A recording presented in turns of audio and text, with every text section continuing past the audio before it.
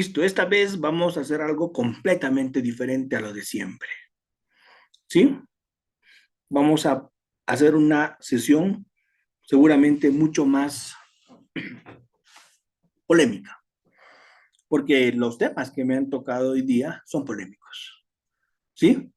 Ustedes saben que en la prueba, pero antes siempre agradeciendo, yo soy una persona muy agradecida con los que me invitan, con Udeápolis, muy agradecido con los que participan en los eventos, esto es, los que se inscriben, los que se conectan, y mucho más agradecido aún con los que conectan sus cámaras, porque ahí no me siento solo, ¿cierto?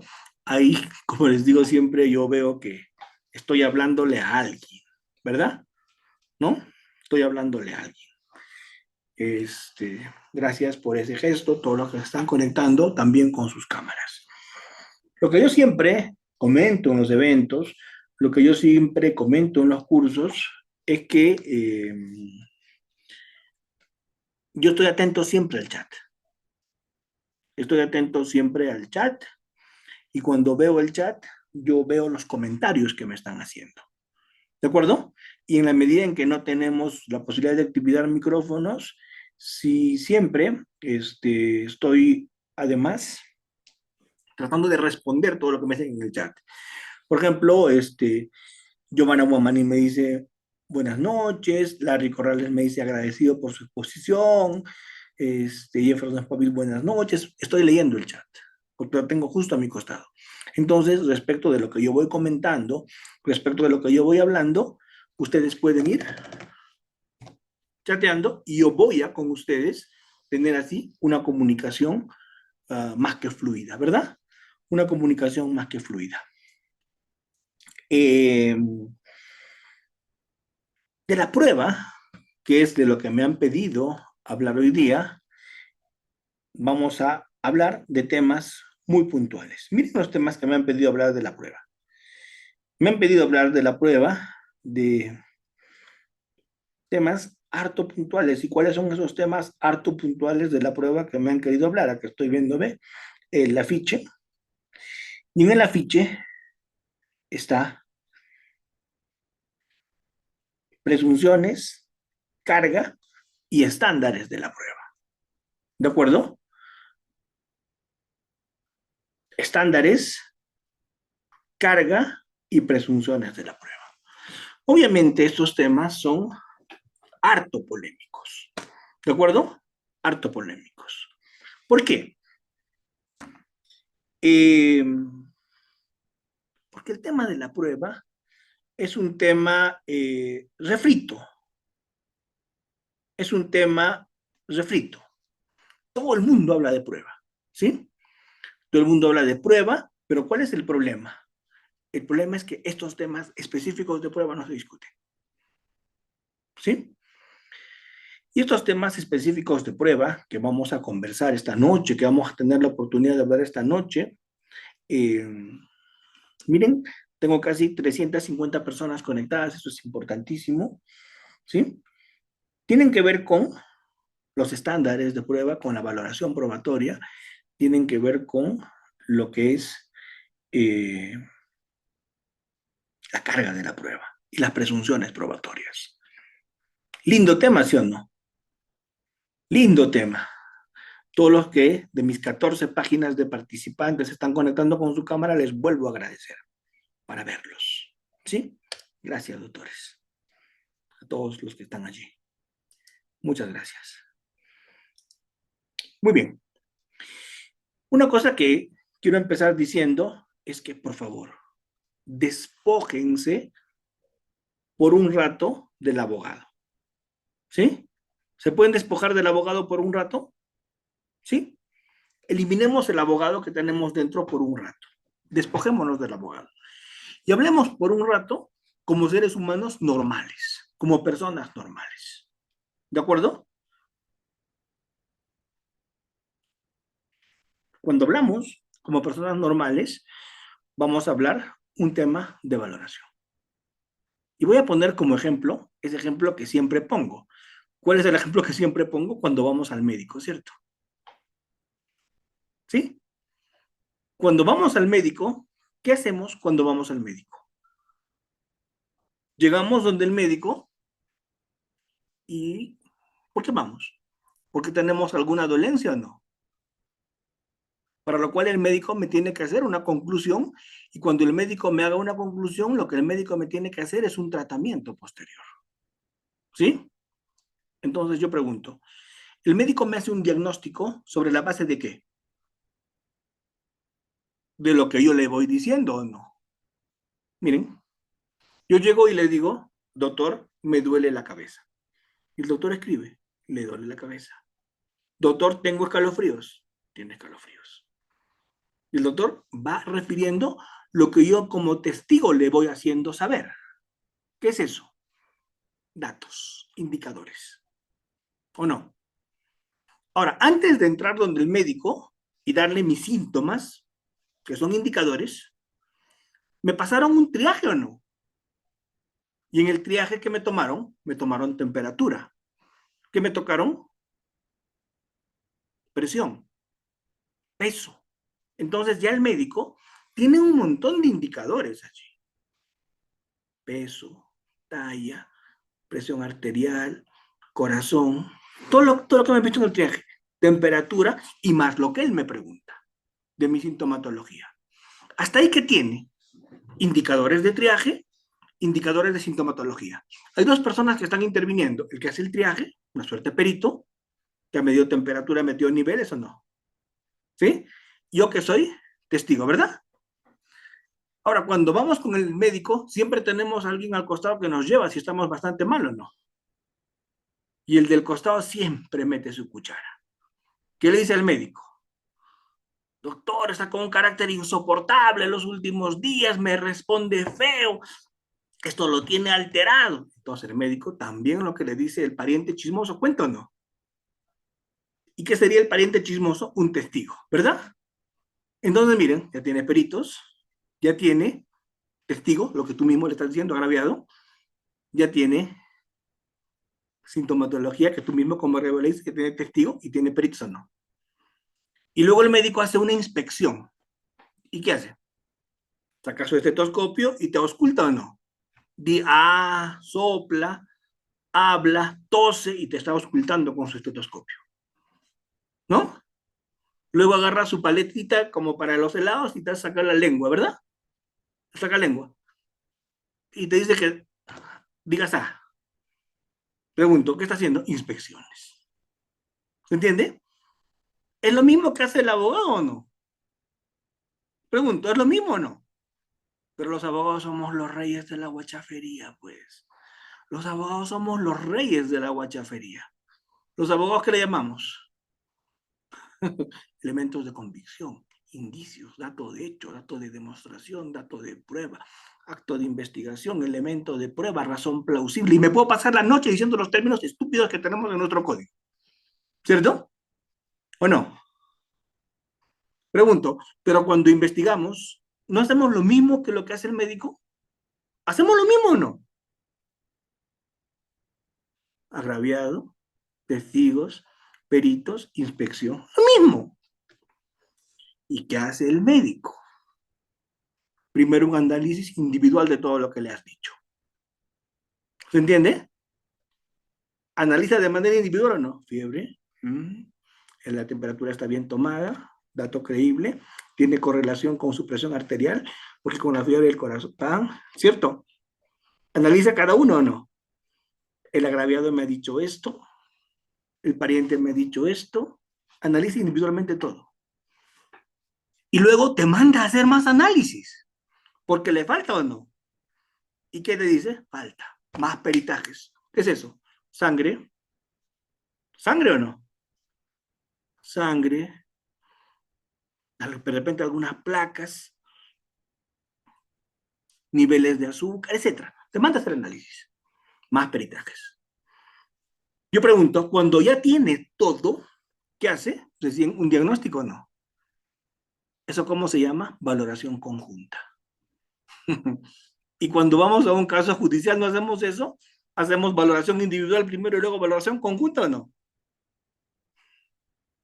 Y hacemos un análisis. Doctores, el médico es exactamente igual que lo que hacemos nosotros. Pero ¿cuál es? ¿Por qué no lo entendemos? Porque como abogados, se nos vienen 1000 términos a la cabeza, ¿o no? Y eso es lo que nos fastidia, no nos permite entender las figuras de una manera sencilla.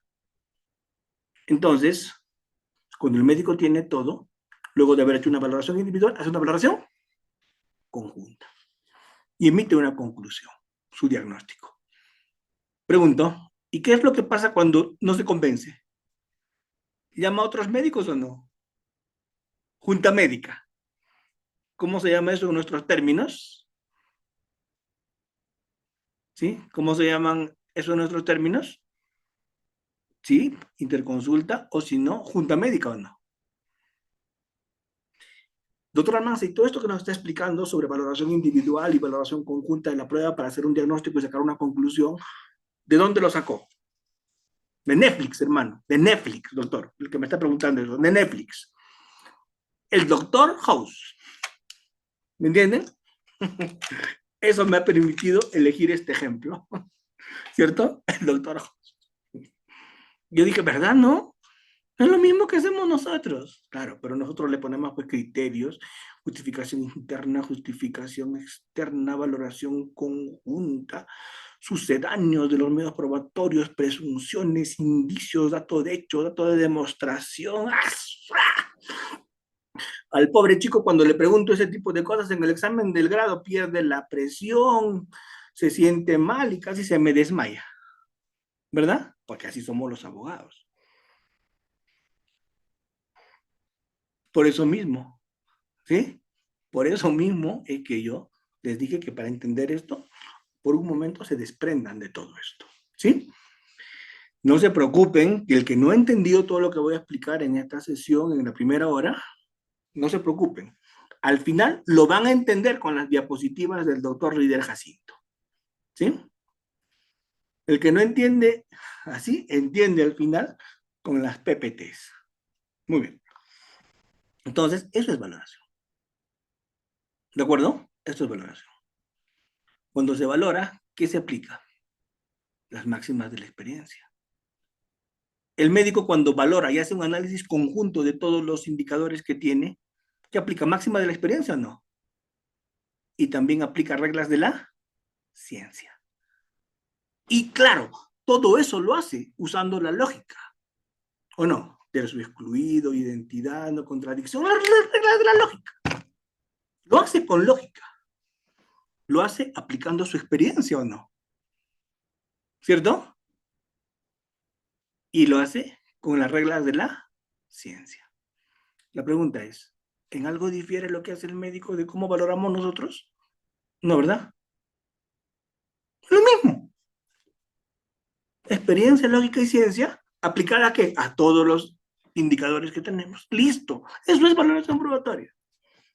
¿En cuánto tiempo lo expliqué? 10 minutos. ¿Se entendió? Solo que el médico no castiga. Uy, doctor, yo prefiero que el médico, yo prefiero que se equivoque el juez a que se equivoque el médico. Si se equivoca el médico, ¿qué ocurre? Vuelas alto, ¿verdad? Si se equivoca el médico, vuelas alto. Vuelas alto, para el otro lado. La idea es que el médico no se equivoque, más bien. El juez se puede equivocar a pelas, ¿no? O sea, si el juez se equivoca a pelas, pues, metes tu casación, te vas a la Corte Interamericana, hay muchos tribunales donde puedes reevaluar. Por eso yo hasta este año tengo licencia para enfermarme. El próximo año tengo terror de enfermarme. Terror. Porque ¿saben quién me va a atender el próximo año? Los médicos graduados en la pandemia, que han estudiado virtual. ¿Y eso está temible o no? Eso está temible. ¿Sí? Entonces, así es, así es. Muy bien. No, vamos al cielo. Muy bien. Bueno, al cielo, doctor, qué optimista. O sea, tal vez no, ¿no? ¿Qué habremos hecho? De repente no nos vamos al cielo. Muy bien. Entremos, entremos al tema de las presunciones en el proceso penal. Las presunciones. ¿Se te presume inocente o no? Primera presunción. ¿Se te presume inocente? La pregunta es, ¿de qué se te presume inocente?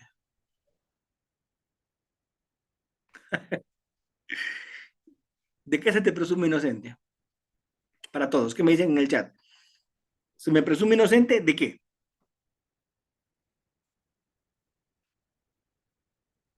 Solo de la conducta típica, de los cargos que se te imputan, de la conducta típica. Solo de eso se te presume inocente. No, doctor, del delito no. Se te presume inocente de la conducta típica, de lo que el fiscal te imputa. ¿Se entiende? Solo se te presume inocente de la conducta típica. Solo de la conducta típica, repito por tercera vez. ¿De acuerdo? Porque para el fiscal también hay presunciones.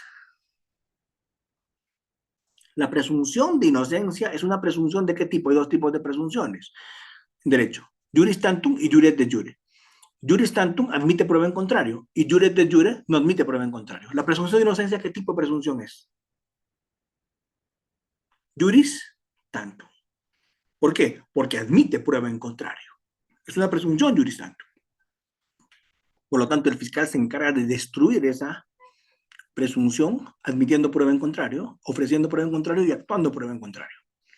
El fiscal destruye la presunción de inocencia. ¿Estamos claros? Con prueba en contrario. Muy bien. Doctor Almanza, ¿para el fiscal también hay presunciones? Pues sí, claro, para el fiscal también hay presunciones. ¿Qué presunción hay para el fiscal?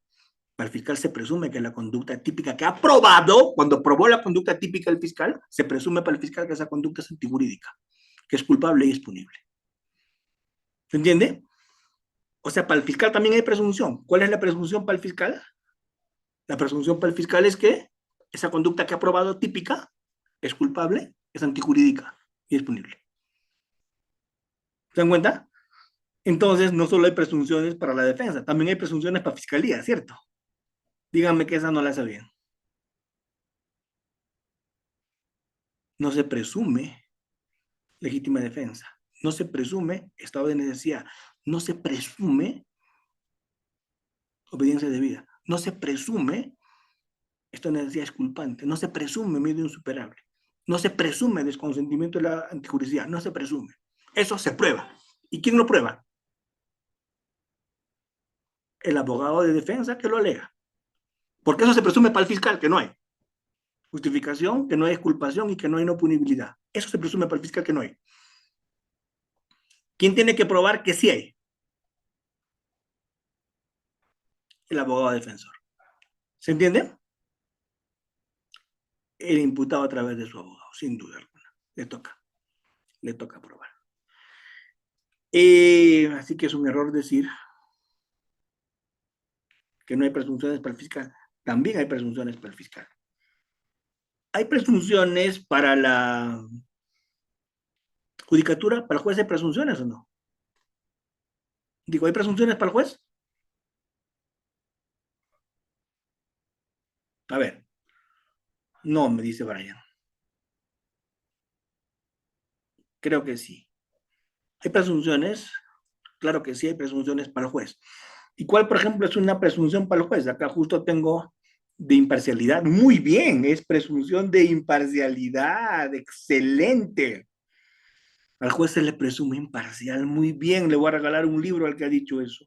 Hay presunción también para el juez. ¿De dónde saco eso? Sentencia Persac versus Bélgica. Teoría de las apariencias. ¿De acuerdo? Se las voy a pasar para que la vean. El Piersac fue un tipo que fue acusado por el fiscal en Bélgica y cuando lo enjuician tienen la ingrata sorpresa de que el que había sido fiscal del caso ahora era juez. Pregunto, ¿ese man tenía alguna garantía de imparcialidad o no? Pregunto, si el que te investigó como fiscal ahora es el juez, ¿tienes alguna garantía de imparcialidad? No, ¿verdad? Pero este juez se sentó en eso y ¡pum! Lo condenó. ¿Cierto? Lo condenó. Y ahí viene pues esta célebre sentencia que se las voy a pasar porque veo que les interesa. ¿Sí? que es el tema de que al juez se le presume imparcial salvo prueba en contrario. ¿Estamos claros? ¿Sí? Entonces, ¿de qué estamos hablando? Ya de varias presunciones, ¿o no? Repito porque me están pidiendo que repita. Repito porque me están pidiendo que repita. Para el fiscal, para el juez y para el abogado de presunciones. Al cliente de su abogado defensor que se le presume inocente. ¿Pero inocente de qué?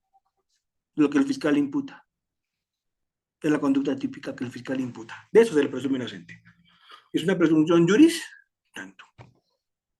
Admite prueba en contrario, ¿sí? ¿Quién tiene que llevar prueba en contrario? ¿Quién? El fiscal. El fiscal es el que rompe la presunción de inocencia, la conducta típica. ¿Para el fiscal hay presunciones? Pues claro que hay presunciones para el fiscal. ¿Cuáles son las presunciones para el fiscal? Las presunciones para el fiscal son que esa conducta típica que él probó es antijurídica y es culpable y es punible. ¿Quién tiene que llevar prueba en contrario de la antijuricidad demostrando causas de justificación? ¿Quién tiene que llevar prueba en contrario de la culpabilidad llevando causas de exculpación? ¿Quién tiene que llevar prueba en contrario de la punibilidad llevando excusas absolutorias o llevando condiciones objetivas de punibilidad inexistentes? ¿Quién tiene que probar eso? Obviamente la defensa. ¿Estamos claros? Y también al juez que se le presume imparcial. ¿Estamos? ¿Y todas esas son presunciones de qué tipo? ¿Presunciones de qué tipo? Todas las presunciones son juris tanto. ¿Eso qué quiere decir? Admiten prueba en contrario. ¿De acuerdo? Admiten prueba en contrario. ¿Hasta acá me están entendiendo o estoy hablando en chino? Por favor, yo lo que quiero es hablar fácil. Si estoy hablando en chino, háganmelo saber. Para cambiar a chino mandarín. ¿Ya? Háganmelo saber. Muy bien. Porque cuando veo que mis participantes, que son 500 participantes a estas horas de la noche, apagan sus cámaras, no me quieren ver, quiere decir que están durmiendo. Están en los brazos de Morfeo. Fanny me dice un poco más lento. Perfecto, Fanny. Así lo haremos, un poco más lento. Muy bien, por eso yo pregunto. ¿Sí? Por eso yo pregunto. Muy bien. Ahora entremos a un temita que también es simple. ¿Y cuál es ese temita que también es simple? Ese temita que también es simple es la carga de la prueba. ¿Sí? Es el otro tema que me han pedido tocar. Hemos hablado de presunciones, hemos hablado algo de estándar y vamos a hablar de carga de la prueba. ¿Sí? Y cuando hablamos de carga de la prueba, ¿de qué estamos hablando? ¿De a quién le toca probar, sí o no? ¿Sí? Un error muy generalizado que se comete, un error muy grave que se comete es que la carga de la prueba la tiene el fiscal. ¿El fiscal tiene carga de la prueba? Sí, claro, pero no toda. ¿Estamos claros?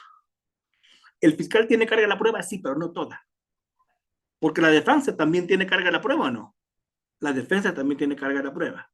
Entonces, ¿cuál es la regla en carga de la prueba? ¿Cuál es la regla en carga de la prueba? La regla en carga de la prueba es prueba el que alega el hecho. ¿Estamos? Si el fiscal hace una imputación, esa imputación que hace el fiscal la prueba. ¿Estamos? Si la defensa alega una legítima defensa, la defensa lo prueba. Si la defensa alega una causa de exculpación, la defensa lo prueba. ¿De acuerdo? Si la defensa alega alguna excusa absolutoria, la defensa lo prueba. ¿Sí? Renzo me dice cuáles son las clases de presunciones. 2, juris tantum y juris de jure. Doctor, juris tantum admite prueba en contrario, juris de jure no admite prueba en contrario. Por ejemplo, ¿cuál es una presunción juris de jure? Ejemplo, peligro abstracto. En el peligro abstracto, la presunción es jure de jure. Quiere decir que no admite prueba en contrario. Si tú estás conduciendo ebrio, se presume, sin admitir prueba en contrario, que estás causando peligro. ¿Estamos claros? O sea, yo puedo traer a los mejores científicos de la NASA para decir que ebrio manejo mejor. No interesa. ¿Estamos? ¿Por qué? Porque si estás conduciendo ebrio, se presume sin admitir prueba en contrario que estás, que estás ebrio y que estás causando peligro. Así el perito de la NASA diga que tú, ebrio, conduces mejor. ¿Estamos claros? Porque la presunción es jure de jure, no admite prueba en contrario. Me preguntan si hay presunción en violación. Claro, violación presunta, cuando es menor de 14 años. ¿Sí? Miren todo lo que me preguntan. Sí, de este es otro precio. Miren todo lo que me están preguntando. Me dicen, ¿cuál es la presunción? Pamela Cárdenas me pregunta, ¿cuál es la presunción en extinción de dominio? Ese es otro precio. La presunción en extinción de dominio, la carga de la prueba en extinción de dominio, les cuento, no es la que les he dicho antes. En extinción de dominio, y creo que en algunos temas de proceso penal también, es la carga dinámica de la prueba. ¿Han escuchado hablar de la carga dinámica de la prueba? ¿O no? ¿Qué es la carga dinámica de la prueba? La carga dinámica de la prueba es prueba el que está en mejores condiciones de probar. La carga dinámica de la prueba, que es lo que se aplica en extinción de dominio, la carga dinámica de la prueba, nos dice algo muy interesante. ¿Qué nos dice la carga dinámica de la prueba? Nos dice, prueba el que está en mejores condiciones. En términos más cristianos, esto se conoce como solidaridad probatoria. ¿Sí? Solidaridad probatoria. A ver, ejemplos claros. Yo como fiscal, ¿qué te puedo probar? Que tenías el dinero. Te agarran en el aeropuerto con el dinero envuelto en tu cuerpo. Modalidad momia. Estaba sacando 500,000 del país. ¿Sí? Estaba sacando, caso real que le estoy contando cuando yo trabajé en el Callao. 500,000 dólares envueltos en su cuerpo. ¿Cómo lo agarran al tipo? Es que el billete no suena en el arco de metales, ¿no? Entonces el tipo pasa el arco con el billete adherido a su cuerpo, modalidad momia. Le hacen el cacheo y no se dan cuenta, porque estaba tan bien hecho y se había puesto varias mediapantes encima. ¿Sí? Pero ¿saben qué ocurre? Había esos perros locos de la policía que están corriendo en el aeropuerto. ¿Vieron? ¿No hay unos perritos que corren de la policía oliendo droga? Y este perro está corriendo y ¿saben qué? Se choca con el tipo y el perro grita. Entonces, como se choca con el tipo, el perro, y el perro grita, le ha dolido, ¿verdad? El policía sospecha, no, dice, acá hay algo, ¿sí? Y lo hacen pasar al cuartito y lo revisan. ¿Qué le encuentran? 500,000 dólares adheridos a su cuerpo. ¿Qué cosa puede probar el fiscal? ¿Qué puede probar el fiscal? Carga dinámica de la prueba, que aplica para lavado de activos también, doctor, que me está preguntando Giovanni Alfaro. También aplica para lavado de activos. ¿Qué puede probar el fiscal? El fiscal puede probar que tiene el dinero adherido a su cuerpo o no. ¿Qué más puede probar? Que no lo declaró en la aduana. Porque si llevas más de 10,000 tienes que declarar o no. Puede probar que no lo declaró. ¿Qué más puede probar? Que en ese tiempo no tenía trabajo conocido. ¿Qué más puede probar? Puede probar que ni siquiera RUC tenía. ¿Y saben qué más puede probar el fiscal? Que días antes llegó al Perú y se está yendo días después. El fiscal investiga y ve que sus primos están presos por drogas. ¿Estamos? Pregunto, ¿el fiscal tiene con eso un caso de lavado o no? ¿Sí o no? Transporte de dinero.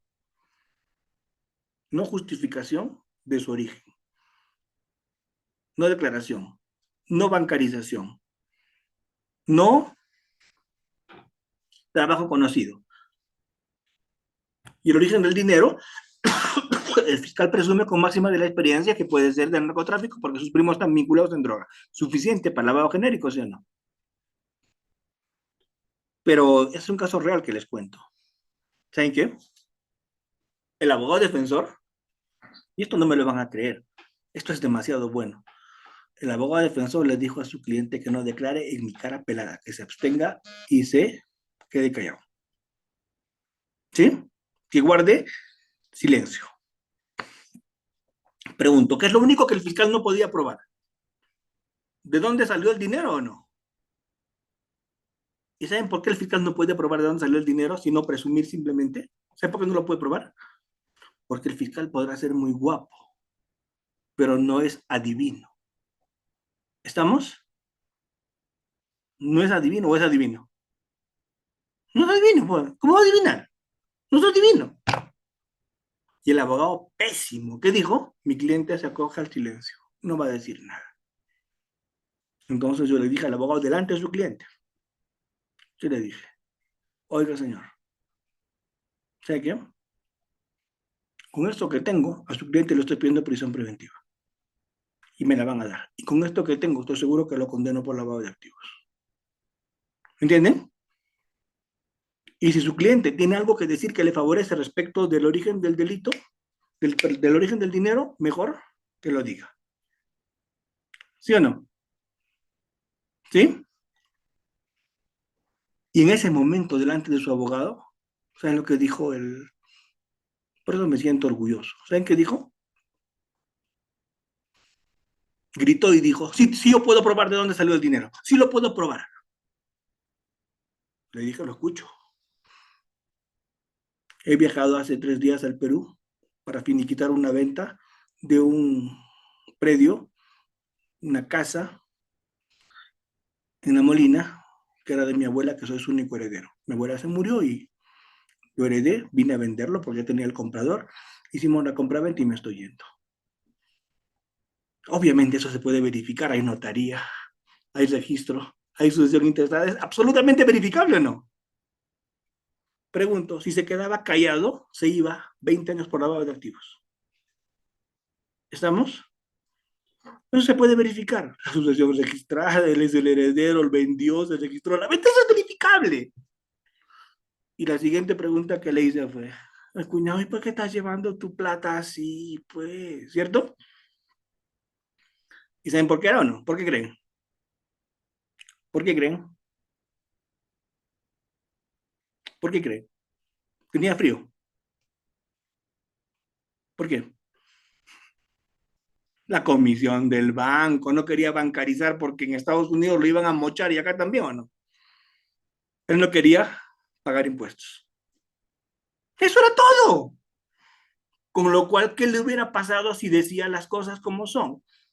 Lo procesaban por evasión, pagaba el monto y estaba fuera o no. ¿Se entiende? Pero qué cosa no entendía su abogado, la carga dinámica de la prueba. ¿Quién está en mejores posibilidades de probar de dónde salió la plata? Es el que la tiene, pues. El fiscal no está divino. Entonces pregunto, ¿su abogado lo iba a reventar o no? Lo iba a reventar. ¿Ven?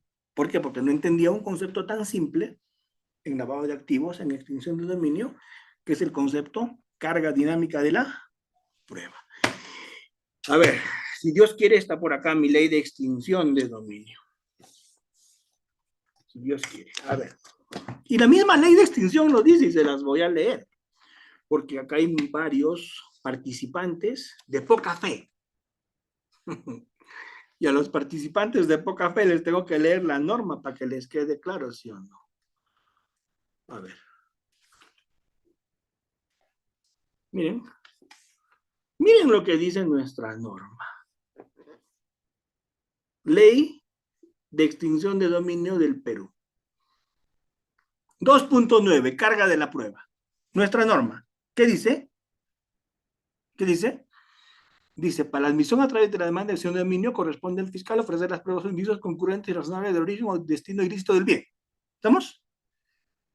En este caso, yo hubiera puesto eso o no. Los indicios que les he mencionado. Y miren qué bonito. Admitida a trámite la demanda de extinción de dominio, corresponde al requerido demostrar el origen o destino lícito del mismo. ¿Se entiende? ¿Más claro ni el agua o no? Nuestra norma que dice, ¿a quién corresponde demostrar el origen lícito o destino lícito del bien? ¿A quién?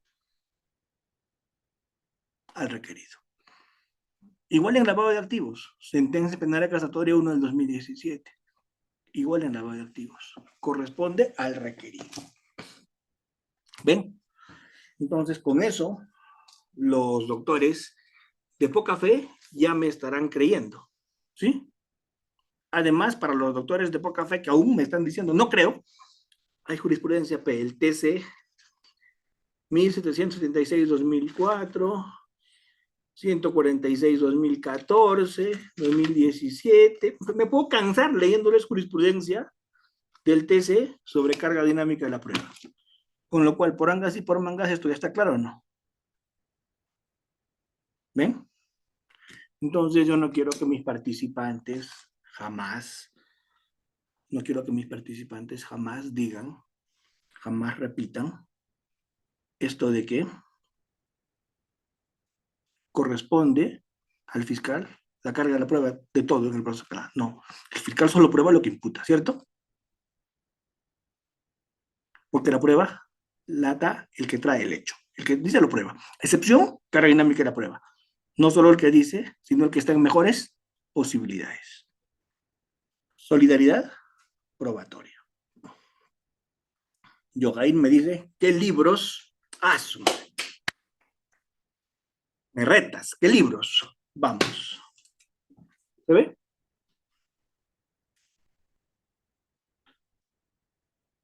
La carga de la prueba dinámica.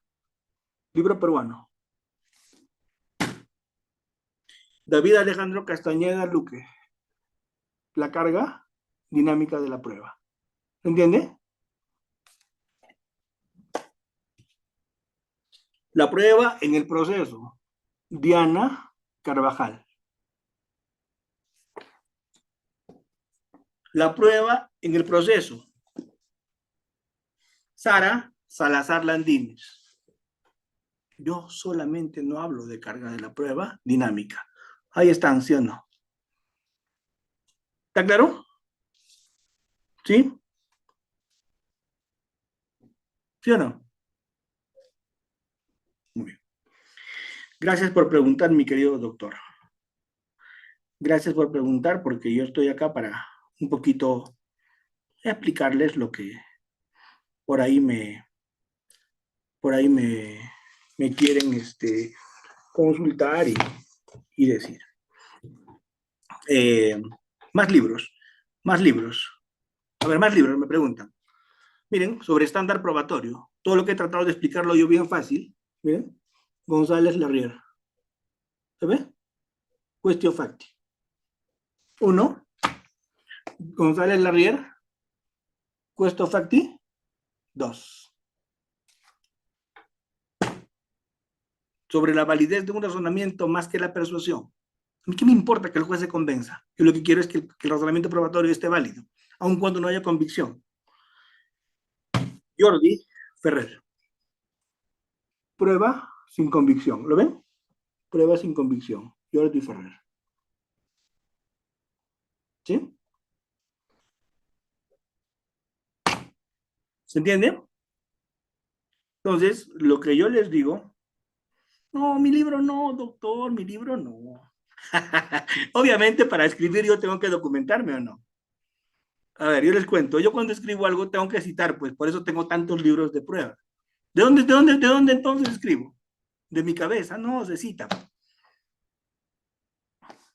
¿Sí? Eh, definitivamente, hay muchos más libros de prueba que yo les voy a ir presentando. Lo único que he hecho es presentar los libros de lo que vengo hablando hasta ahora, ¿cierto? Solo sobre eso. ¿De acuerdo? Lo que voy a hablar después, otros libros de sustento. ¿Cómo se llama eso? Rigurosidad. Rigor en la ponencia. No es que lo digo yo. ¿Sí? Muy bien. Sortee sus libros. A ver, vamos a hablar con los readers para sortearlos. Muy bien. Continuamos. Entonces, encarga la prueba, creo que ya el tema más o menos está claro. ¿Sí? En presunciones ya más o menos hemos conversado algo, ¿cierto? ¿O no? Ahora sí, vamos a entrar a lo más esperado de la noche. ¿De acuerdo? ¿Qué es lo más esperado de la noche? Ya todos ustedes saben, ¿no? ¿Qué es? Las PPTs, las diapos. Exactamente. Que el profesor Reader va a empezar a proyectar las PPTs. Muy bien, doctor, muchas gracias. Pensaba que iba a demorar las PPT solamente 2 minutos, pero veo que va a tener más tiempo. No, Más porque bien, ahora están muy buenas las PPTs como siempre, pero ahora yo necesito esas PPTs porque los temas que voy a explicar son un poquito densos y con PPTs se va a entender mejor. ¿De excelente, acuerdo? excelente, doctor Fran Almanza. Entonces, en estos momentos comparto. ¿Usted me dice si puede visualizarlo? Sí, todos pueden verlo. ¿De acuerdo? Muy bien, excelente. Muy bien. Siguiente. Siguiente. Muy bien. Como ustedes saben, a mí me gusta mucho la rigurosidad. Anterior, ponte un segundo anterior. Ahí está. Jordi Ferrer, Manual de Razonamiento Productor. Es un muy buen librito también, que lo hemos usado también para esto, ¿sí? Siguiente. ¿Qué es probar un hecho? ¿De acuerdo? Toda norma tiene un supuesto de hecho y una consecuencia jurídica. ¿De acuerdo? Normalmente las normas que usa el juez cuando va a hacer una decisión, la norma que aplica tiene un supuesto de hecho y una consecuencia. ¿Qué es lo que tenemos que probar? El supuesto de hecho de la norma, pues. Eso es probar un hecho. Un hecho relevante. Hay un librito que les voy a presentar luego, que es un librito que se denomina Los hechos jurídicamente relevantes. Es un librito colombiano que también se los recomiendo. ¿De acuerdo? Porque esos son los hechos jurídicamente relevantes. Los hechos que calzan, los hechos que satisfacen, los hechos que encuadran en el supuesto de hecho de una norma. Siguiente. Siguiente, mientras les muestro el otro librito que para la ocasión les voy a hacer ver.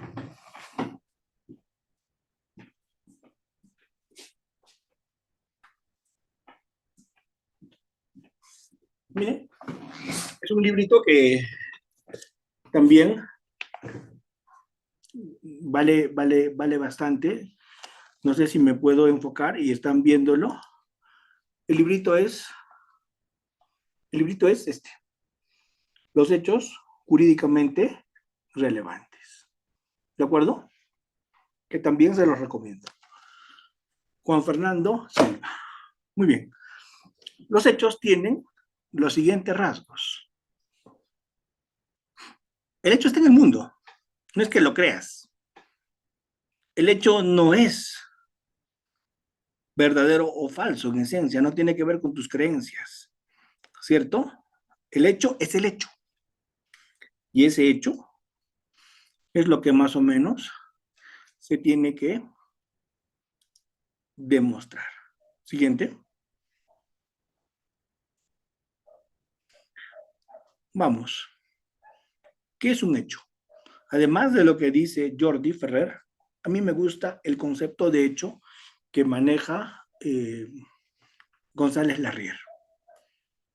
González Larrier maneja un concepto de hecho que a mí me ha gustado siempre bastante, que es, dice, el hecho es acontecimiento, suceso, evento respecto de personas, cosas o entidades, por un lado. Hecho, por otro lado, es característica. O sea, el hecho puede ser, por un lado, evento, suceso, acontecimiento, y por otro, característica, que tiene que ver con personas, con cosas o entidades. González Larrier. Cuestión facti.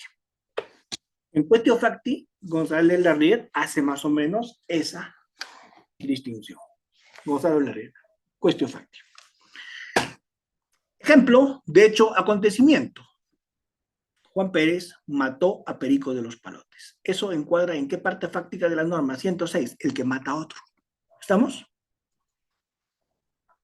Juan Pérez mató a Juana López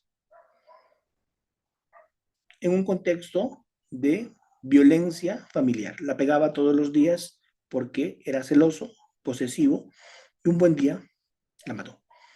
Ese hecho, acontecimiento, en que encuadra feminicidio, supuesto fáctico del feminicidio. Por eso es hecho penalmente relevante. ¿Ven? Entonces, ¿cuándo es el hecho penalmente relevante? Cuando encuadra en el supuesto fáctico de una norma. ¿Sí? Hechos descritos que van a desencadenar una consecuencia jurídica de estos hechos genéricos e individuales. ¿De acuerdo? Muy bien. Siguiente. Muy bien. Esto me gusta. El hecho bruto, el hecho percibido y el hecho interpretado. ¿Cuál es el hecho bruto? El acontecimiento, el suceso, lo que realmente ocurrió. La verdad real es eso. Desnudo de subjetividades. ¿Cierto? ¿Qué es el hecho percibido? Lo que se ya agrega a qué? A defectos en la percepción. Hoy día se sabe que el que percibe el hecho a veces es engañado por su propio cerebro. ¿De acuerdo? A veces es engañado por su propio cerebro. ¿Sí? A veces. ¿Por qué? Porque lamentablemente así es. El cerebro es bien canalla. El cerebro te inventa. ¿De acuerdo? El cerebro te inventa. Líder, un segundito. Quítame las PPTs por un segundo. Ya está. A ver, ¿todos están allí? Muy bien. Como dice Rodolfo, buena dupla con Reader, excelente. ¿Yo qué haría sin las PPTs del doctor Reader Jacinto? ¿Qué haría? ¿Cierto? ¿Qué haría? A ver, para todos. ¿Quién me puede decir cómo era mi corbata? Pues yo estaba con corbata hoy día. ¿Quién me puede decir cómo era mi corbata? ¿Quién? Por favor. Al que me diga le regalo un libro. Era larga. A rayas azul y blanco. Celeste. Jesucristo. ¿Por qué hay tanta cantidad de mentirosos en esta sala? Estoy seguro que ninguno de los que ha respondido es un canalla. Ninguno es un canalla. A todos su cerebro les ha engañado. ¿Por qué les ha engañado su cerebro? Porque hoy día los neurocientíficos han descubierto que el cerebro te engaña. ¿Qué quiere decir? ¿El cerebro te engaña? Sí tenía corbata, claro que tenía corbata, siempre he estado con corbata, miren. ¿Sí? Siempre he estado con corbata. Pero ¿saben qué? Es guinda con diseño, ahora que la están viendo. Sí, claro. Pero azul a rayas, celeste, lila, como han puesto allí. Pregunto, el que ha dicho eso no es mentiroso. El que ha dicho allí simplemente ha venido no porque quiere ver mi corbata ni mi camisa. El que ha venido acá es porque seguramente me quiere escuchar o no. Entonces, su atención ¿en qué está? En las PPTs de Reader. ¿En qué está? ¿En qué está? ¿En lo que voy diciendo o no? El que está viendo mi corbata obviamente no ha venido a aprender. Pero como ustedes, pero como ustedes le han presionado a su cerebro ha querido salir del paso. ¿Y qué ha hecho? les ha inventado la corbata celeste a rayas, la azul marino, ¿me entienden? Con eso que les demuestro que el cerebro a veces te engaña. ¿Sí? ¿Ven? Por eso es que una cosa es el hecho bruto, otra cosa es el hecho interpretado o percibido. Vamos. ¿Qué estoy haciendo? ¿Qué estoy haciendo? ¿Qué hice? La doctora dice, saluda, saluda, diciendo hola, moviendo la mano, alzando el brazo, levantando la mano, pidiendo intervenir. ¿Ven? ¿Eso qué es? Interpretación. Cada uno está interpretando lo que le da la gana. Para algunos estoy saludando, para otros quiero intervenir, ¿sí o no? Para otros estoy diciendo chao, me estoy despidiendo, ya quieren que me vaya. ¿Sí? Pregunto, ¿cuál es el hecho? ¿Cuál es el hecho? ¿Cuál es el hecho bruto? ¿El hecho bruto cuál es? Levanté la mano. Punto. Es el hecho bruto. Levanté la mano en alto. Es el hecho bruto. Que estoy saludando, que me estoy despidiendo, que quiero intervenir, que no sé, pues, me ha dado una suerte de, no sé si a ustedes, pero a veces se te adormece el cuerpo, ¿no? ¿No? Se está desperezando. ¿Eso es qué? ¿Hecho bruto o ya es hecho interpretado? Eso ya es hecho interpretado. Así es mejor decir hecho bruto que bruto de hecho. Sin duda. ¿Ves? Estoy haciendo una interpretación. Ese es un hecho interpretado. Muy bien. Entonces, a eso voy. ¿Qué queremos cuando nosotros litigamos? ¿El hecho interpretado o el hecho bruto? ¿Con qué debemos litigar? El percibido es confuso también, porque Omar, el hecho percibido siempre va a ser confuso. Tenemos que trabajar con el hecho bruto. A ver, yo voy a plantear un hecho que lo voy a presentar, a ver, para que ustedes me digan si ese hecho está bien planteado. ¿Qué voy a decir? Miren lo que voy a decir. Y lo digo con todo cariño, sin ánimo de fastidiar a nadie. A veces un fiscal hace una imputación como esta. Juan Pérez fue atacado por 3 sujetos impresentables y de dudosa reputación, quienes provistos de armas de fuego, ¿sí?, armados hasta los dientes, lo violentaron, lo golpearon salvajemente y se apropiaron de sus pertenencias personales de gran valor. El fiscal hasta ese momento, ¿qué ha dicho? Pura interpretación, ¿o no? ¿Hay algún hecho ahí? Ninguno. ¿Qué debió decir el fiscal? Debió decir, entre parinacochas y dueñas, Fran Almanzar estaba caminando, cuando de pronto Perico Los Palotes y Juan Pérez se le acercaron y le apuntaron con una pistola en la cabeza, ¿cierto? Una pistola Taurus Beretta, y le dijeron, o me entregas tu billete mierda o te quemo, huevonazo. ¿Es lo que le dicen o no? Doctor, pero eso son groserías, son hechos, hermanos, son hechos. ¿Sí? Palabras vulgares y soeces e irreproducibles. ¿Es un hecho o es una interpretación? ¿Hecho o interpretación? Interpretación. Una vez me pasó en una audiencia cuando le pregunté, ¿verdad que le dijo palabras que le agraviaron como mujer y como madre a la agraviada? ¿Estaba preguntándole un hecho o una interpretación?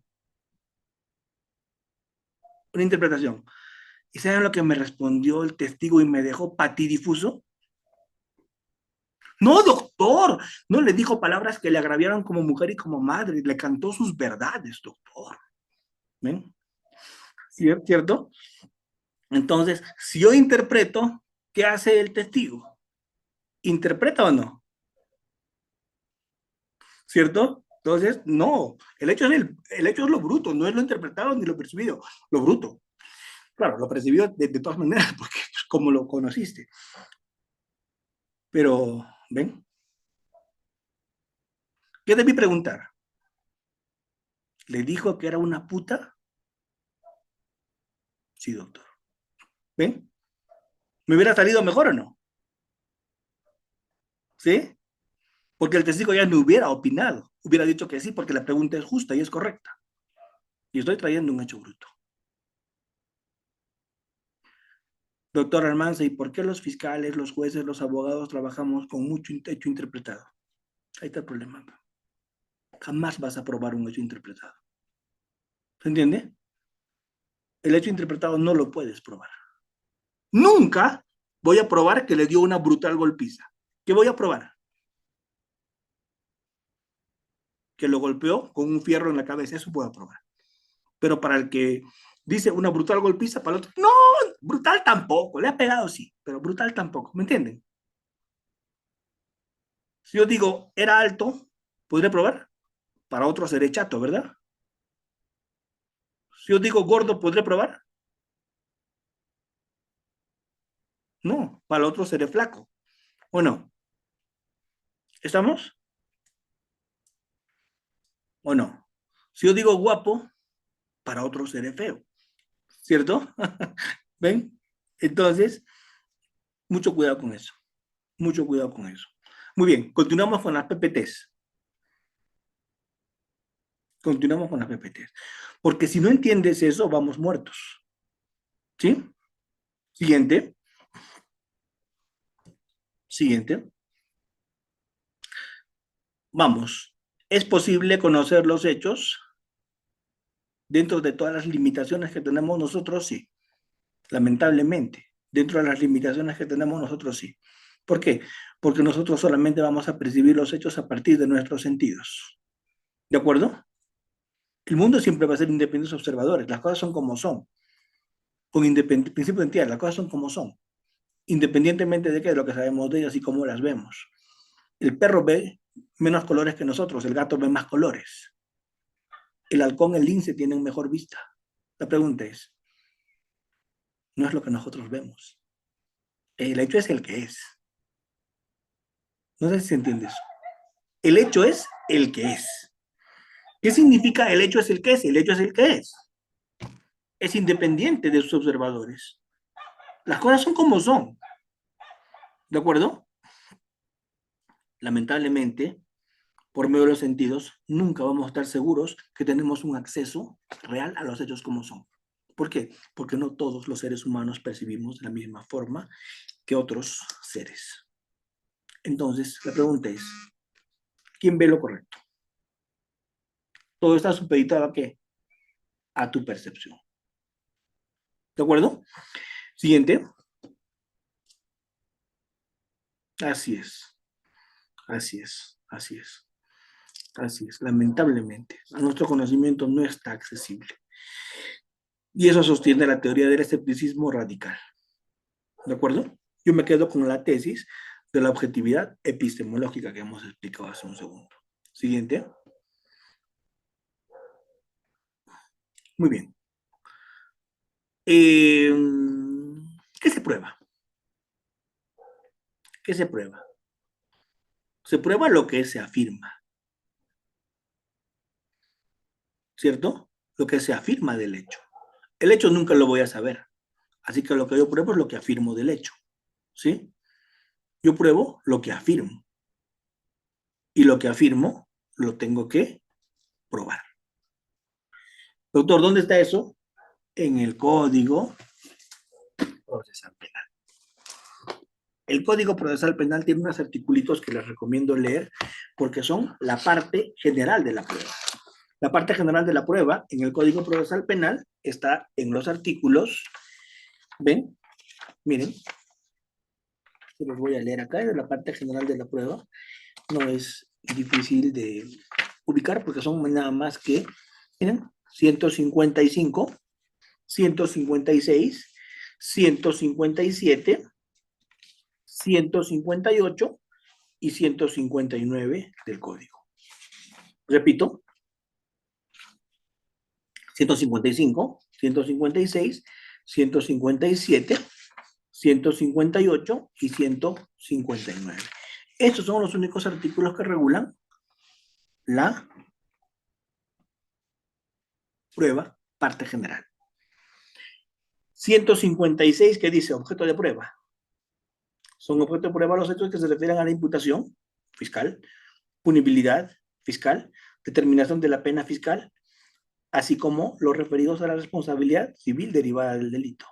Eso le tocará probar al actor civil, ¿verdad? Dice, no se prueba la máxima de experiencia, no se prueba la ley, no se prueba la norma jurídica, no se aprueba lo imposible y lo notorio.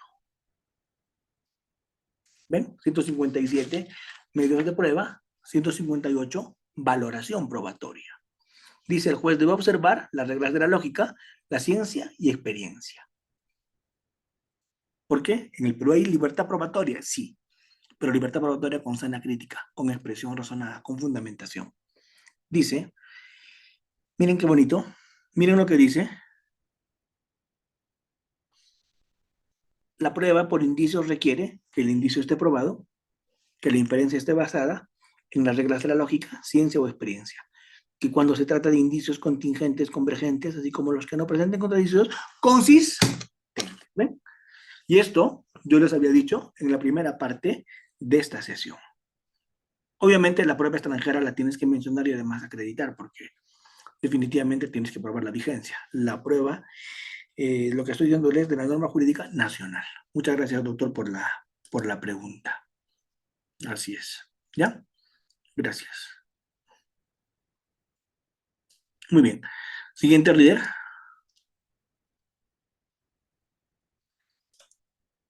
¿Cuáles son los momentos de la actividad probatoria? En todo el proceso hay actividad probatoria. En todo el proceso. Hay actividad probatoria en investigación. Hay actividad probatoria en etapa intermedia. Hay actividad probatoria en el juicio. Hay actividad probatoria en todo el proceso. Nada más que con distinta finalidad. La actividad probatoria en la investigación es de búsqueda de información. Es de aseguramiento de información. Esa búsqueda es respetando derechos fundamentales, asegurando con cadena de custodia para que no se afecte la mismidad, la desconfianza de la autenticidad. Sí. ¿Hay actividad probatoria en etapa intermedia? También. Pero la actividad probatoria en etapa intermedia es una actividad probatoria de búsqueda, no. ¿De aseguramiento? No. La actividad probatoria en etapa intermedia es de ofrecimiento y admisión. Y ahí entran a tallar los medios probatorios. Lo que busco en investigación son fuentes de información, testigos, peritos, documentos, objetos. Documentos fílmicos, documentos manuscritos, impresos, fotos, audios, sí, todos son documentos. Busco testigos, convoco, hago peritajes de los objetos que recabo. Los objetos no son autoexplicativos, a diferencia de los documentos. El documento se explica solo, el objeto no. El objeto siempre necesita un perito. El documento del perito lo necesita por excepción. ¿Ves? Entonces, eso es etapa de investigación. Etapa de investigación. Búsqueda. Uso medios probatorios para esas fuentes, llevarlas ante el juez, que son las herramientas, las vías para llevar los medios probatorios. Los medios probatorios son herramientas para llevar las fuentes ante el juez. ¿Sí? Entonces, cuando yo averiguo la verdad, tengo que buscar lo más que se pueda, la mejor información. Tengo que llevar eso para que me admitan en la etapa intermedia.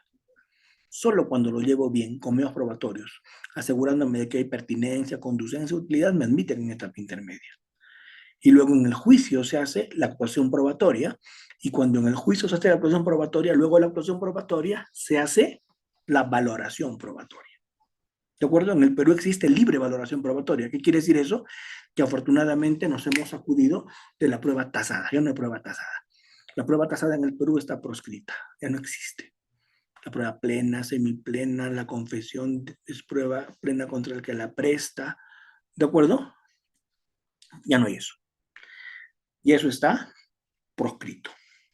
Antes habían estas formas de valoración probatoria en prueba tasada. Felizmente hoy día ya no hay, ¿no? Eran absurdas. Felizmente ya no hay.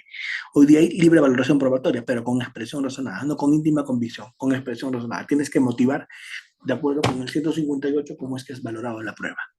De manera libre sí, pero tienes que expresar cómo. ¿Qué máxima usaste? ¿Cómo es que esos hechos son probados? ¿Cómo es que son convergentes? ¿Cómo es que son concurrentes? Etcétera. Muy bien. Y a partir de allí, tú tienes por probado o no un hecho. Siguiente, reader. Muy bien.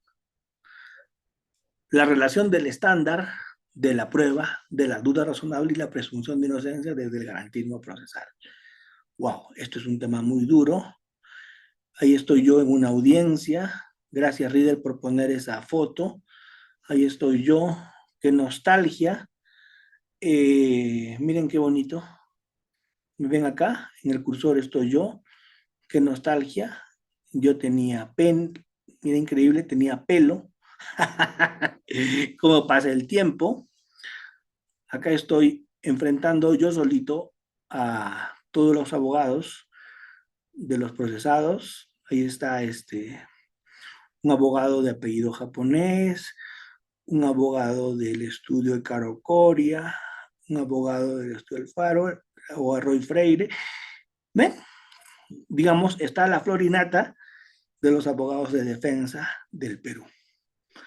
Eh, Como verán, yo estoy con mis interconsultas, los fiscales con los que yo iba a la audiencia, todos. Bueno, en el Perú todavía se sigue manteniendo ese abuso con los fiscales. Ese régimen todavía en el Perú se mantiene. Un fiscal con 10 abogados, solo en el Perú, solo en el Perú. Un fiscal litiga con 10 abogados, solo en el Perú. Algún día cambiará, algún día. Los fiscales nos haremos respetar. Hasta en Bolivia, que está al costado nuestro, para las audiencias de ese tipo de complejidad. ¿Cómo se trabaja? Con equipos de fiscales y todos intervienen. Y cada fiscal agarra a un procesado, a una empresa, y así se litiga parejo. Ahí hay igualdad de armas. Así no, así no, así no. Así es, así es, así es. Pero bueno, ese es un cherry por culpa de Reader que puso esa foto en las PPTs. Ese es un cherry. Es uno de los casos que yo veía cuando estaba en lavado de activos. Así es. Algún día cambiará. Sí, pues se da lo mismo en el juicio actual. Sí, sí, sí, no voy a hablar más por razones obvias. Muy bien, muy bien. Siguiente, Reader, por favor. Siguiente. Muy bien. Lamentablemente, tenemos que nosotros justificar una decisión de acuerdo con lo que implica un proceso penal.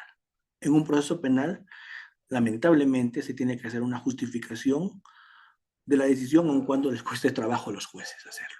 Tienen que justificar su decisión, ¿de acuerdo? A base de una teoría crítica.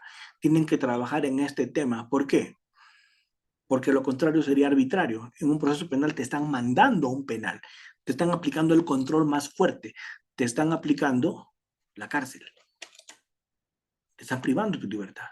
Entonces, si eso va a pasar, por lo menos que te tienen que motivar, te tienen que justificar su decisión o no. Y una justificación externa tiene que ver con la validez de las premisas. Me tienen que explicar bien por qué me aplican esa norma y no otra, con todos los criterios que hemos conversado ahora que empezamos, ¿no? ¿Por qué esa norma? Y me tienen que explicar por qué ese hecho está aprobado. ¿Con qué? Máximas de la experiencia. Respecto del análisis de qué indicios. Aplicando de qué manera la lógica. Eso lo tienen que expresar. Siguiente. ¿Sí? ¿Tienen que haber estándares de prueba? Sí, pero el estándar de prueba, como les he dicho, es el tema más difícil en prueba. El estándar probatorio es el tema más difícil de prueba. ¿Por qué? Porque lamentablemente el estándar probatorio varía de persona a persona. Lo que a uno lo convence puede que al otro no. Y este concepto de duda razonable es absolutamente subjetivo, muy subjetivo, absolutamente subjetivo. Siguiente, ¿sí? Y hemos hablado de la presunción de inocencia y hemos dicho que toda persona es presumida inocente. No se le puede presentar como culpable. Esta presunción de inocencia es una presunción juris tantum, es una presunción que admite prueba en contrario. Por eso se le presume inocente hasta que se acredite lo contrario a través de una sentencia condenatoria y debe ser tratado como tal. ¿Sí? No está bien poner lemas, el caso de los malditos, del fundo tal, o los guachiturros, no, eso es despectivo, afecta a la presunción de inocencia. ¿De acuerdo? No está bien decir, por ejemplo, no estoy de acuerdo que se presente a las personas en una mesa con una manta verde, ¿sí? Y a partir de allí se los presente como culpables cuando recién termina una investigación. Es una regla probatoria, ¿sí? Porque solamente así se va a establecer si se destruye dicha presunción. ¿De acuerdo? Pero esa presunción de inocencia solamente respecto de la conducta típica. Siguiente. ¿Sí? Siguiente. Muy bien. Este temita que hemos hablado también ahora, que tiene que ver con la carga de la prueba, con las presunciones probatorias, con los estándares probatorios. Esto es un poquito lo que también resume lo que hemos conversado hoy día. ¿Sí? Siguiente. Hemos hablado de las presunciones probatorias, hemos hablado de la carga de la prueba. ¿Sí? Pero ¿cómo lo resumo esto? Toda persona tiene que probar lo que está alegando, ¿cierto? El que lo dice, lo prueba. Siguiente. Esta es la carga de la prueba, ¿verdad? Muy bien. La titularidad del derecho a la prueba recae en toda persona que participa en un proceso, ya sea como parte o como tercero legitimado, desde una parte activa o pasiva. Requiere en que pueda hacer una petición o acción. En ese recae. Siguiente. Ya lo hemos dicho bastante, solamente lo estamos precisando. El fiscal que demuestra la conducta típica. El abogado defensor, si respecto a la conducta típica alega inocencia, no es que tenga que probar, sino lo que alega distinto al fiscal. Por ejemplo, en conducta típica, el abogado dice que hay imputación a la víctima autopuesta en peligro, que hay, pues no sé, pues una conducta alternativa conforme al derecho hubiera generado un distinto resultado. Alguna excepción de imputación objetiva, y esto es tipicidad. Si el abogado alega eso, tiene que probar eso. ¿Sí? No es que se pruebe la inocencia, tampoco hay que entender bien esto. Y el abogado tiene que eh, probar todas las causas que eximen o atenúan de la responsabilidad penal. Esto es, si el abogado alega legítima defensa, esto necesidad justificante, no sé, pues, obediencia debida, consentimiento, etcétera, causa de justificación, tiene que probarla. Si alega causa de exculpación, inimputabilidad, inexigibilidad o desconocimiento de la prohibición, tiene que probar. Si alega alguna causa de no punibilidad, la tiene que probar. ¿Sí? Siguiente. Siguiente. Esta carga dinámica de la prueba, ya lo sé, ya lo he explicado, ¿sí? Pero lo estamos solamente repasando, ¿sí? Recae sobre ambas partes, sobre aquella sobre todo que se encuentra en mejores condiciones para producirla. No es que se desconozcan las reglas clásicas de la prueba, sino que complementamos o perfeccionamos. Estando aquí, en todos los casos supuestos en que debía probar según la regla tradicional, pues no es posible hacerlo con la regla tradicional. ¿Por qué? Porque aun cuando tú lo alegues, el otro está en mejores condiciones de producir. Aun cuando tú lo hayas alegado, el otro está en mejores condiciones. Por eso se llama carga dinámica de la prueba o solidaridad probatoria. Siguiente. Siguiente. Muy bien. La carga dinámica de la prueba se está aplicando en todo el mundo hoy día. Se está aplicando en todo el mundo. A ver, vamos. Ustedes que están viendo, hoy día hemos hablado de mi corbata, me piden un ejemplo de carga dinámica. A ver, ustedes están viendo qué cosa. Mi corbata, ¿cierto? Muy bien, ¿qué cosa pueden probar ustedes con este video? Que el día de hoy yo me presenté a la exposición de Udiápolis con una corbata y que tiene estas características, se pueden probar. ¿Quién es el único que puede probar de dónde saqué esta corbata? ¿Quién? Dígame en el chat, ¿quién es el único que puede probar? ¿De dónde salió la corbata? Yo. ¿Eso cómo se llama? Carga dinámica de la prueba. Porque yo estoy en condiciones de eso, nadie más. Líder porque me la obsequió. Está buena, está buena. Listo. Muy bien. Entonces, entendamos esa concepción de la carga dinámica de la prueba para brindar corrección en la justicia, para perseguir una resolución justa, para buscar una solución del caso, para hallar un justo equilibrio entre las partes. Equidad en relación procesal, deberes de lealtad, probidad y buena fe. Para eso sirve la carga dinámica de la prueba. Siguiente. Siguiente.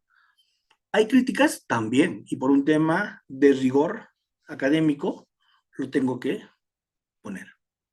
Carece de respaldo normativo, se torna sorpresivo y violenta el principio de seguridad jurídica, es innecesaria, pues su propósito es cumplido por la prueba indiciaria. Son críticas a la teoría de la carga dinámica de la prueba, que por cierto yo las pongo, pero como se han dado cuenta de todo lo que he hablado esta noche, no las comparto. ¿Sí? Siguiente. Muy bien. Las presunciones probatorias, hemos hablado de varias presunciones probatorias hoy día. Siguiente. Ya no voy a meterme más en ese tema porque ya hablé de varias presunciones probatorias. Siguiente, siguiente. Muy bien, muy bien. Vamos a hacer inferencias, ya hemos hablado, inferencias normativas, se basan en las reglas, eventualmente en los principios, ¿sí? La interpretativa tiene que ver, como ya les he dicho, con algunos conceptos, de eso ya hemos hablado. Vamos, avanzamos, porque no tenemos mucho tiempo, ¿sí? Y entramos a este temita que lo quiero refrescar porque también ya lo expliqué, que es el tema de los estándares probatorios, ¿sí? El tema de los estándares probatorios. En diligencias preliminares se dice que hay sospecha simple. Cuando se formaliza investigación preparatoria, se dice que hay sospecha reveladora. Y cuando se acusa, es porque hay sospecha suficiente. Porque para prisiones preventivas se requiere sospecha grave. Y para sentencia, elementos de prueba más allá de toda duda razonable. Esto tiene un gran problema. El problema es cómo medir. Esto se dio en la sentencia plenaria casatoria 1 del 2017. En esa sentencia plenaria casatoria 1 del 2017 del caso de Melgar de Arequipa, caso de recuerdo grande para mí porque en ese caso, lo puedo contar, ¿verdad? Reader, por favor no viralices esta parte, estoy contando nada más. El señor fiscal de la Nación me pidió, perdón, me dio esos encargos que no se pueden rechazar de ir ante los 15 jueces supremos a explicar la posición del Ministerio Público respecto del lavado de activos y el delito fuente. A partir de esa sentencia de el Melgar de Arequipa del 2017, suscrita por el doctor César Nostroza Pariachi. Entonces, esa sentencia decía que, pues, el fiscal tenía que probar en el lavado de activos no solamente el origen del delito, sino el delito fuente dentro de un análisis increíble, porque exigía esa sentencia de Nostroza Pariachi que el fiscal para probar el delito de lavado de activos tenía que probar el delito fuente circunstanciado, qué, cómo, cuándo, dónde y la ruta del dinero. Yo me iba a jubilar y en mi tercera reencarnación ningún fiscal iba a lograr cumplir con eso. Entonces, obviamente todas las guaripoleras apoyaban la posición de Nostroza y cuando yo pues estaba en contra, pues era tarado, retrasado mental para abajo. Pero bueno, las guaripoleras se tragaron sus palabras porque posteriormente la sentencia plenaria casatoria nos dio la razón en la fiscalía y dijo que no se prueba circunstanciadamente el delito fuente, no se prueba el delito fuente y la ruta del dinero, porque eso es imposible. Lo que se prueba es con indicios el delito fuente, luego de mencionarlo, pero con indicios. Sobre eso discutimos esa vez. ¿Sí? Un ejército de guaripoleras, por supuesto, y ahí están todos, y voy a poner fotos de las guaripoleras, que después, bueno, en fin, no me hagan hablar. ¿Qué ocurrió? El doctor César San Martín no recogió la posición de la fiscalía y la plasmó en la sentencia penal casatoria del 2017. Nada más que le puso una yapa, y esta yapa le puso los estándares probatorios para el Perú. El único problema es que el maestro no dejó tan claro cómo se miden, ¿no? No dejó tan claro cómo se miden, no dejó tan claro cómo se trabajan, pero claro, después ya vamos, más o menos lo pudimos ir entendiendo, ¿no? Lo pudimos ir entendiendo, por ejemplo, hay sospecha inicial simple cuando hay un apoyo justificado por hechos concretos con cierto nivel de delimitación, ¿no? ¿Eso qué significa?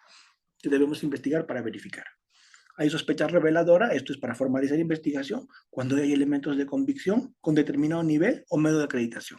O sea, ya no son solamente hechos de cierto nivel de delimitación imputados, que eso es para abrir preliminar. Ahora hay más, ahora hay elementos de convicción con determinado nivel o medio de acreditación. Ya eso es sospecha reveladora. La sospecha suficiente para acusar o preponderante es cuando es probable condenar que absolver. Es más probable condenar que absolver, sin duda. ¿De acuerdo? Y la sospecha grave es cuando pues, hay un alto grado de probabilidad de que el imputado sea culpable con alto poder incriminatorio, son esos elementos de convicción y corroborado con otros elementos. Y como me dicen en el chat, ¿sí? Lamentablemente, como me dicen en el chat, esas sospechas no tenemos un tema de medición, ¿no? Las sospechas, lamentablemente, no nos han proporcionado un tema de medición. Yo con avidez compré los dos últimos tomos del